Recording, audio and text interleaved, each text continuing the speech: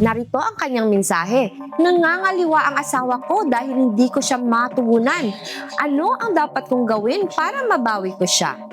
Ang kakayahan ng isang lalaki ay hindi lamang nakikita sa kanyang pitaka, kundi nasa kanyang kumpiyansa sa sarili at kakayahang mamuno sa silid-tulugan.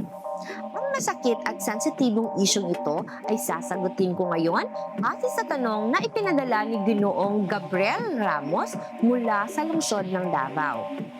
Narito ang kanyang mensahe. Nangangaliwa ang asawa ko dahil hindi ko siya matugunan. Ano ang dapat kong gawin para mabawi ko siya?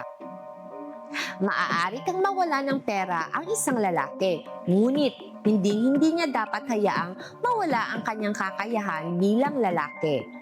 Ang pagmamakaawa gamit ang mga salita sa ganitong pagkakataon ay walang saysay. Baguhin ninyo ang inyong sarili upang makita niya ang pagkakaiba.